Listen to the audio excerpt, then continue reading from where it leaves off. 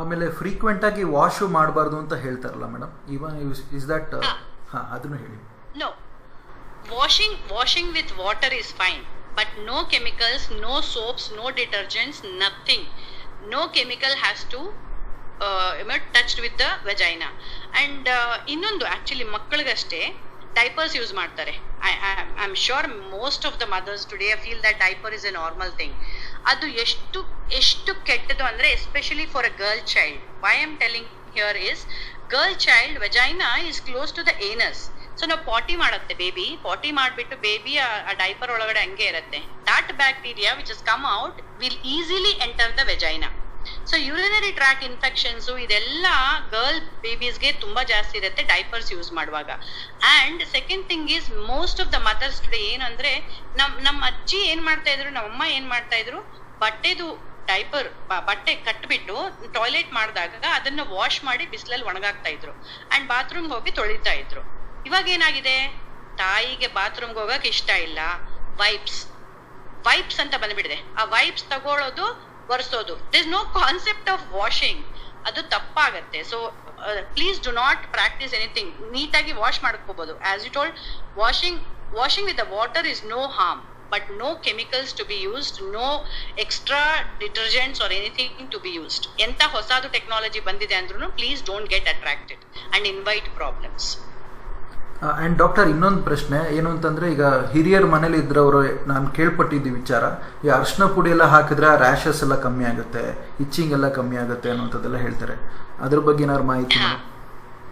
So actually C, ಅರಿಶಿನ is natural antiseptic. I totally agree with it and we have to accept it. But where to use, where not to use ಅನ್ನೋ discretion ಬೇಕಾಗಿದೆ. So vagina is a very sensitive place. ಹತ್ರ ನಾವು powder ಹಾಕೋದು, ಏನಿದ್ದು ಅರಿಶಿನ ಪುಡಿ ಹಾಕೋದು is not a good practice. It need some dryness ಅಷ್ಟೇ. ಅದು ಡ್ರೈ ಆಗ್ಬೇಕು. ರ್ಯಾಷಸ್ ಯಾಕೆ ಬರ್ತಾ ಇದೆ ಅಂದ್ರೆ ವೆಟ್ನೆಸ್ ಜಾಸ್ತಿ ಆಗಿ ಆ pad chemical plastic whatever is there ಸ್ಕಿನ್ಗೆ ರಬ್ ಆಗಿ ಬರ್ತಾ ಇದೆ ರ್ಯಾಷಸ್. ಸೊ ನಾರ್ಮಲಿ ನೀವು first of all sanitary pads ಅಂತ ಪ್ಲಾಸ್ಟಿಕ್ ಇರೋದನ್ನ ಬಿಡಬೇಕು. Second thing, dryness. You just leave it dry, air circulation ಆಗ್ಬೇಕು. If you go into ಋತುವಿದ್ಯಾ ಅನ್ನೋದು ಒಂದು ಬುಕ್ ಇದೆ. ಅದರಲ್ಲಿ they have explained ancestral habits ಏನಿತ್ತು ಅಂತ. Even I didn't know. ಆ ಬುಕ್ ಓದೋವರೆಗೂ ನನಗೂ ಗೊತ್ತಿರ್ಲಿಲ್ಲ. ಆವಾಗ ಏನ್ಷಿಯಂಟ್ ಇದ್ರಲ್ಲಿ ಈವನ್ ಬಟ್ಟೆನೂ ಯೂಸ್ ಮಾಡ್ತಾ ಇರ್ಲಿಲ್ಲ. You know that I was shock to listen to that. ನಂಗೆ ಗೊತ್ತಿರಲಿಲ್ಲ, ನಮ್ಮ ಅಜ್ಜಿನೂ ಹೇಳಿಲ್ಲ, ನಮ್ಮ ತಾಯಿನೂ ಹೇಳಿಲ್ಲ. Women use to bleed free ಅಂದ್ರೆ ಅದು ಅಂಡರ್ ಗಾರ್ಮೆಂಟ್ಸ್ ಆಗ್ಬಿಟ್ಟು ಕ್ಲಾತ್ ಅದನ್ನು ಅಭ್ಯಾಸ ಇರ್ತಾ ಇರ್ಲಿಲ್ಲ. They just use to leave it free. ಅಂದ್ರೆ ಏರೇಷನ್ ಇರಬೇಕು, ಏರ್ ಸರ್ಕ್ಯುಲೇಷನ್ ಅನ್ನೋದು which is very much required. ನಿಮ್ಗೆ ರ್ಯಾಷಸ್ ಬರುತ್ತೆ, ಇಚ್ಚಿಂಗ್ ಬರುತ್ತೆ ಅಂದ್ರೆ that is because you are obstructing the normal process. Aeration ಅನ್ನೋದು for every body part it's important. So is vagina. So ಆ dry ಆಗೋಕೆ ಬಿಡಿ. ಎಕ್ಸ್ಟ್ರಾ ಪೌಡರ್ಸು, ಅರಿಶಿನ ಪುಡಿ ಹಾಕೋದು ಅವೆಲ್ಲ ದಯವಿಟ್ಟು ಮಾಡಬೇಡಿ. Yeah doctor. And another info doctor, ಈಗ ವಯಸ್ಸಾದವರು ಸಹ ಈಗ ಪ್ಯಾಡ್ಸ್ ಎಲ್ಲ ಹಾಕ್ತಾರೆ, 60+ ಆದವರಿಗೂ ಇದೆ ಅಂತ ಹೇಳ್ತಾರೆ doctor. So even for that also it might cause some problems ಅಲ್ವಾ ಅವ್ರ ಹೆಲ್ತಲ್ಲೂ?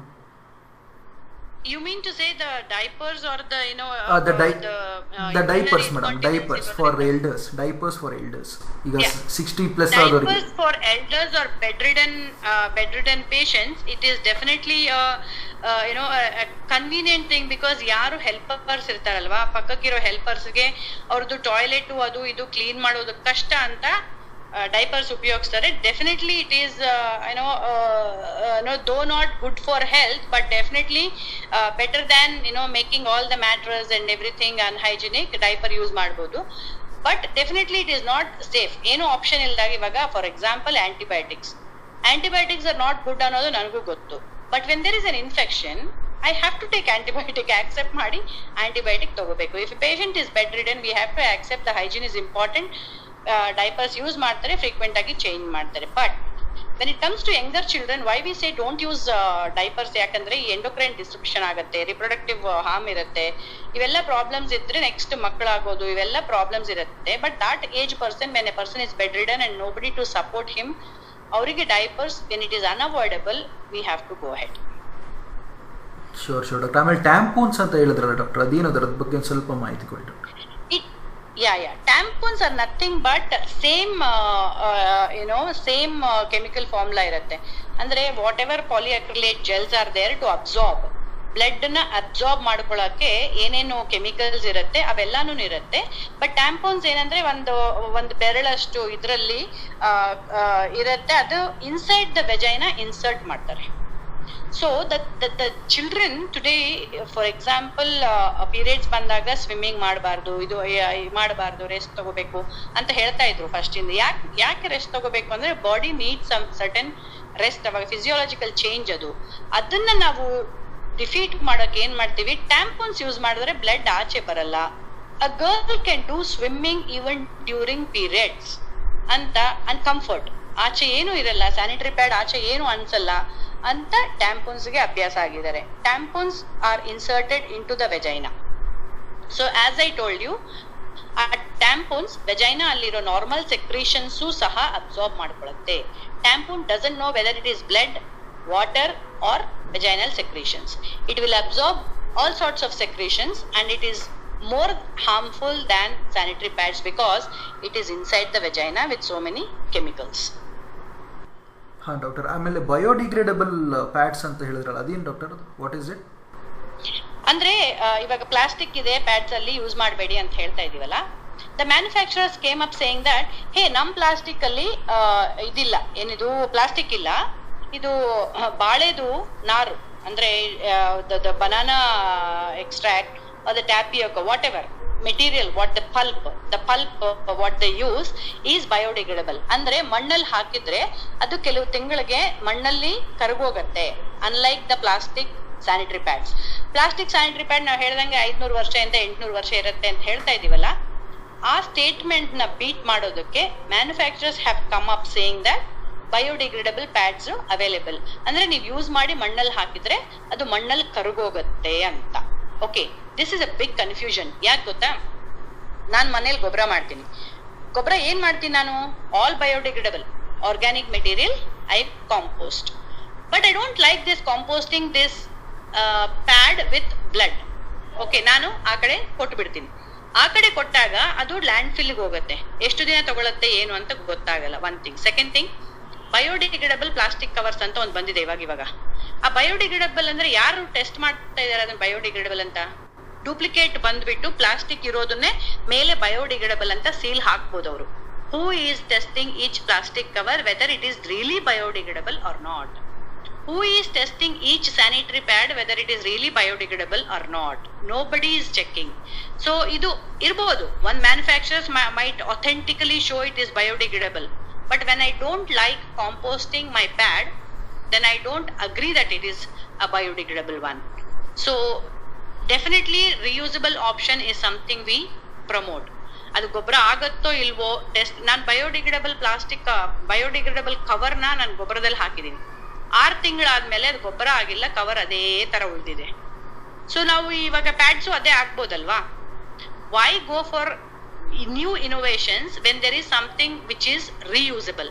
ಹಂಗಂತ we are not cup manufacturers, we are not cloth pad manufacturers. We are only people who are cup users, cloth pad users, who love the idea of sustainability and trying to promote them through sessions. We are not any manufacturers promoting any product. Yes, doctor. And another question ittu. Next I'll leave Ravi Kiran sir to talk for his question. Onde one question ಇದೆ sir, ಅದನ್ನ ಮಾತಾಡ್ತೀನಿ. Shanti doctor, I have one small question ಅಷ್ಟೇ. ಈಗ ಮಕ್ಕಳಿಗೆ ಮುಖ್ಯವಾಗಿ ಹೇಳೋದಾದ್ರೆ now-A-days ಈ ಋತುಮತಿ ಆಗೋದು ತುಂಬ ಬೇಗ ಆಗ್ತಾ ಇದೆ. 12 years ಆ್ಯಂಡ್ ಸಮ್ಟೈಮ್ಸ್ ಇವನ್ ತುಂಬ ಕಮ್ಮಿ ವಯಸ್ಸಿಗೆ ಆಗ್ತಾ ಇದೆ. So how to educate them on this regard, ಅಥವಾ ಅದಕ್ಕೆ ಯಾವ ಥರ ಇನಿಷಿಯೇಷನ್ ತೊಗೊಬೇಕು as a parent, as a new parent ಆಗಿದ್ರು ಸಹ, ಅಥವಾ ಫ್ಯಾಮಿಲಿ ಮೆಂಬರ್ಸ್ ಆಗಿರೋರು ಸಹ ಹೇಗೆ ಅದ್ರ ಬಗ್ಗೆ ಡಿಸ್ಕಷನ್ ಮಾಡೋದು? They have this kind of taboo what you are talking about. ಅದರಿಂದ ಹೊರಗೆ ಬರೋದು ಹೇಗೆ, ಇದ್ರ ಬಗ್ಗೆ ದಯವಿಟ್ಟು ಮಾತಾಡಿ. Yes, very good question. ನೀವಿನ್ನೂ ತುಂಬಾ ಹೆಸಿಟೇಟ್ ಮಾಡ್ತಾ ಇದ್ದೀರಿ ಕ್ವೆಶನ್ ಕೇಳಕ್ಕೆ. 12 ವರ್ಷ ಇನ್ನು ಬೇಗ ಅಂತ. ನಾನ್ ಜೋರಾಗಿ ಹೇಳ್ತೀನಿ, 9 years 8 yearsಗೆ ಗರ್ಲ್ ಇಸ್ ಗೆಟಿಂಗ್ ಮೆಚೂರ್ಡ್. 8 ವರ್ಷಕ್ಕೆ ಆ ಹುಡುಗಿಗೆ ಏನ್ ಗೊತ್ತಿರುತ್ತೆ, ವಾಟ್ ಈಸ್ ಮೆನ್ಸ್ಟ್ರುಯೇಷನ್, ಇದು normal, I have to accept this and I have to deal with it ಅನ್ನೋದು 8 ವರ್ಷ ಮಗುಗೆ ಏನ್ ಗೊತ್ತಿರುತ್ತೆ? but she's matured at 8 years. So ಮುಂಚೆ ಎಲ್ಲ ಏನ್ ಮಾಡ್ತಾ ಇದ್ರು, 11 ವರ್ಷ 12 ವರ್ಷ ಬಂದಾಗ ಸ್ಕೂಲಲ್ಲಿ ಹೇಳ್ಕೊಡ್ತಾ ಇದ್ರು ಪೀರಿಯಡ್ಸ್ ಅಂದ್ರೆ ಏನಿರುತ್ತೆ, what is hygiene, menstrual hygiene ಅಂದ್ರೆ ಏನು, this is a physiological change, nothing to panic. Blood ನೋಡಿದ ತಕ್ಷಣ ಏನೋ ಆಯ್ತು, ನನಗೇನೋ ಆಯ್ತಾ, ನಾನು ಬ್ಲೀಡ್ ಆಗ್ತಾ ಇದ್ದೀನಿ, ಐ ಗೋಯಿಂಗ್ ಟು ಡೈ, ಇವೆಲ್ಲ ಹುಡುಗಿಯರಿಗೆ ಡೌಟ್ಸ್ ಬರಬಾರ್ದು ಅಂತ they started sessions in the schools. ಯಾವಾಗ 6th ಸ್ಟ್ಯಾಂಡರ್ಡ್ 7th ಸ್ಟ್ಯಾಂಡರ್ಡ್ ಇವಾಗ ಏನಾಗ್ತಾ ಇದೆ, ಮಗು ಇನ್ನು 5th ಗ್ರೇಡ್ 4th 8 ವರ್ಷಕ್ಕೆಲ್ಲ ಮೆಚೂರ್ ಆಗ್ತಾ ಇದ್ದಾರೆ. ಯಾಕೆ ಈ ತರ ಆಗ್ತಾ ಇದೆ ಅಂದ್ರೆ, again I tell you, the habits, ಇದು ಫುಡ್ ಹ್ಯಾಬಿಟ್ಸ್ ಇರ್ಬೋದು, lot of preservatives, lot of additives, the chemicals which we are using in the food. ಮುಂಚೆ ಎಲ್ಲಾನು ಆರೋಗ್ಯಕ್ಕೆ ಗಮನ ಕೊಡ್ತಾ ಇದ್ರು, ಮನೆಯಲ್ಲೇ ಬಿಸಿ ಬಿಸಿ ಊಟ ಮಾಡ್ತಾ ಇದ್ರು, ಮನೆಯಲ್ಲೇ ಮಾಡ್ತಾ ಇದ್ರು. You remember as a child that bring these fast foods or storage foods with preservatives and all this, ನಿಮಗೆ ನೆನಪಿದೆ? ನನಗಂತೂ ನೆನಪಿಲ್ಲ.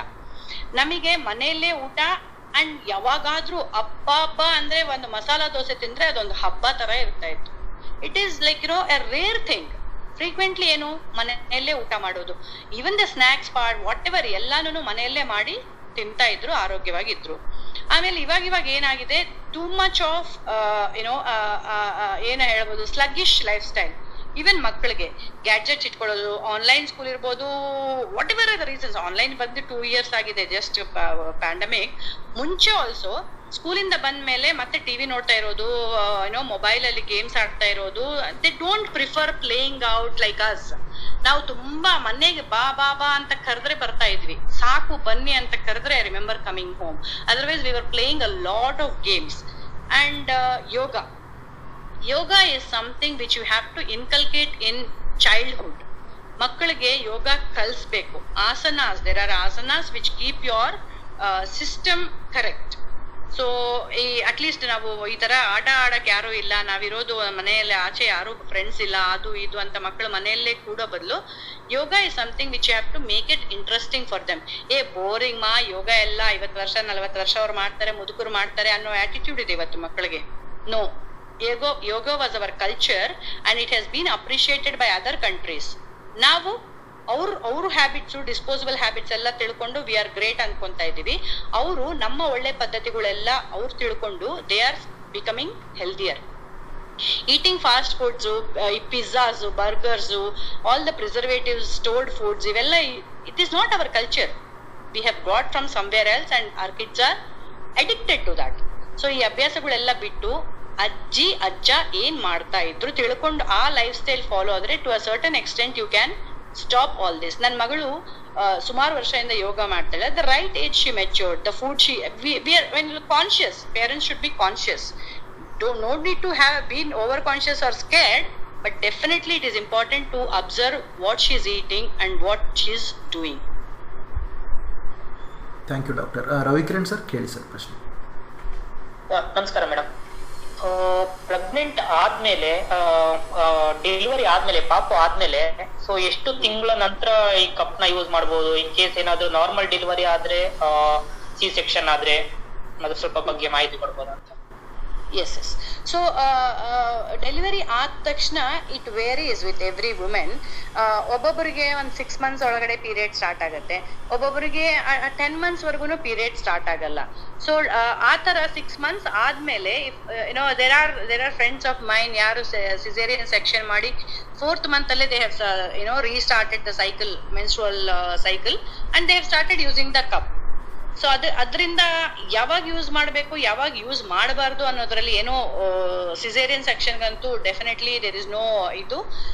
As soon as she is feeling comfortable inserting the cup and removing, she can go ahead.